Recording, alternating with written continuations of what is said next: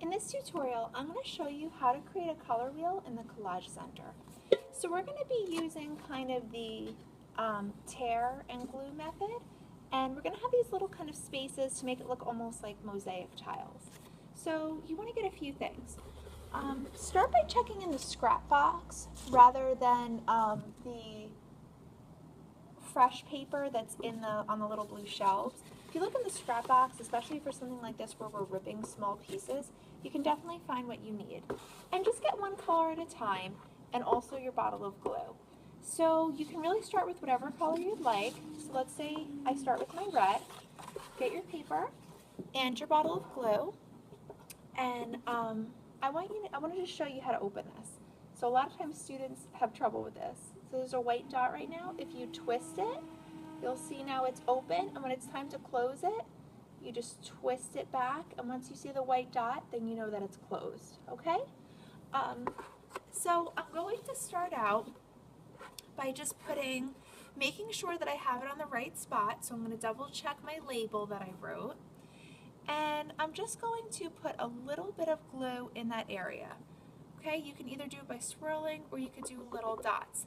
But what I don't want to see you do is doing a big glob like that, okay? Because that is a huge waste of glue and it's going to take forever to dry. So little dots or little swirls, and that's going to be such a mess for me to work with.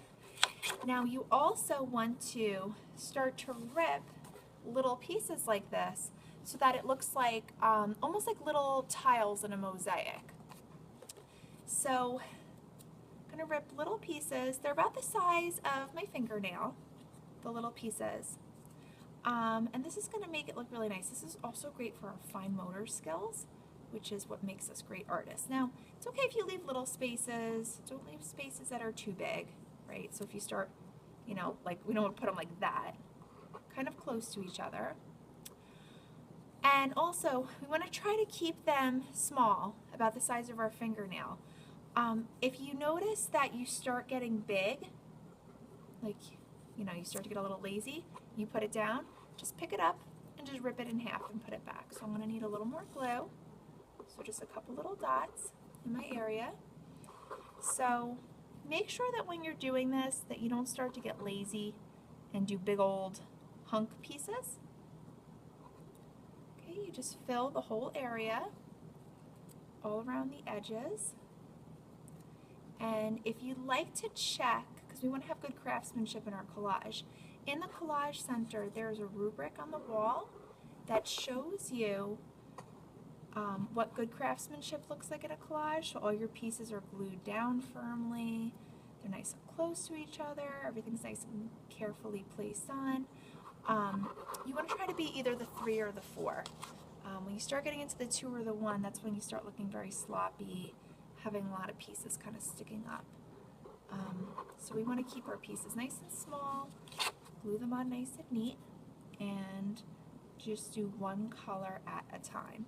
Also, you don't want to rip a big pile of these. If you'll notice, I'm ripping them one at a time and gluing them down.